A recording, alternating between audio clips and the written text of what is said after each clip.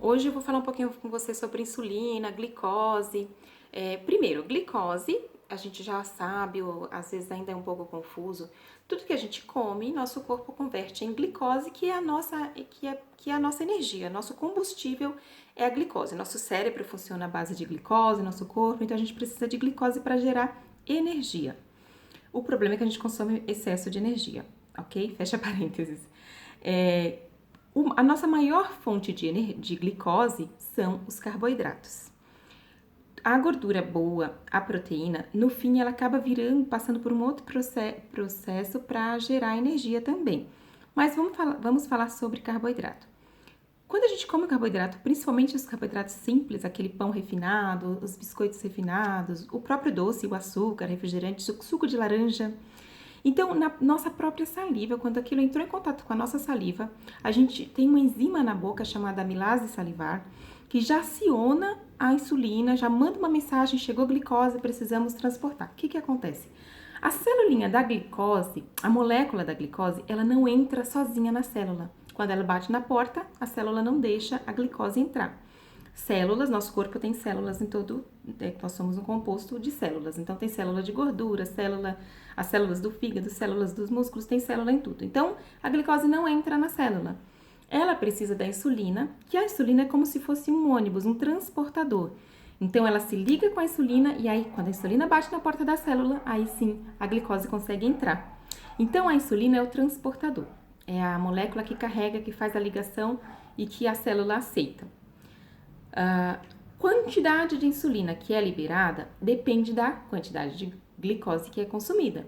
Então, se você comeu muito doce, já vem a mensagem, eu preciso de muita insulina. Então, tem aquele boom de insulina para dar conta de toda essa glicose que você consumiu, de levar elas para as células, porque elas não podem ficar circulando no sangue, que é o que acontece com os diabéticos, a pessoa que está com...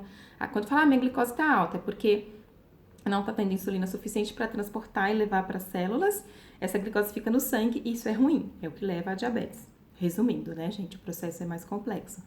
Então, quando você come muito carboidrato, precisa de muita insulina para dar conta do recado e levar toda essa glicose para a célula. Detalhe, a gente precisa de glicose para energia imediata, para o nosso cérebro funcionar, para tudo. Porém, quando a gente consome muita energia, vai sobrar. E é a insulina que também leva a molécula de glicose lá para a célula de gordura, porque nossa gordura ela está em células, né? A insulina que leva lá na célula de gordura e bate na porta para entrar. Então, por que a gente não quer esse pico de insulina?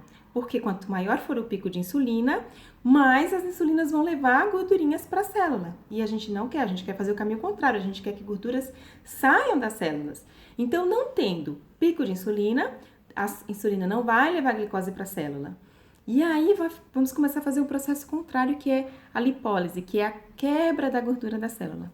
Então, a gente faz um déficit calórico, que é quando a gente ingere menos calorias do que o que a gente precisaria. E aí, nosso corpo começa a tirar essa gordura que tá lá na célulazinha, tá? Então, por que eu não quero pico de insulina? Porque pico de insulina significa muitas insulinas batendo na porta da célula de gordura para estocar glicose lá. E a gente não quer isso, a gente quer tirar gordura da célula, ok? Processo de lipólise é outra coisa que eu explico depois, que é a quebra da gordura. Quero aproveitar para pra lembrar que a nossa célula ela tem um tamanho. Ela tá lá cheia de gordura. E aí a gente começou a emagrecer, essa célulazinha começou a murchar. Precisa passar por um período de adaptação para essa célula aceitar que ela tem um novo tamanho. Senão o nosso corpo vai querer encher ela de novo. Então, a gente está fazendo esse processo de 21 dias, mas a gente precisa continuar mantendo a mudança de hábito para que o nosso corpo entenda que essa célula tem um novo tamanho. É meio que aí ela cicatriza nesse tamanho e aceita. Porque a tendência do nosso corpo é sempre querer voltar a encher a célulazinha. Então, precisa de um período também, depois do que emagrece, manter o emagrecimento para que a célula mantenha nesse tamanho que ela ficou e ela entenda que aquele é o tamanho dela e aceite o emagrecimento. Por isso que a gente tem que continuar em reeducação e manter. Não adianta passar pelos 21 dias, depois voltar a comer tudo de novo, vai engordar tudo de novo, porque nosso cérebro, nosso corpo sempre tenta voltar à forma anterior.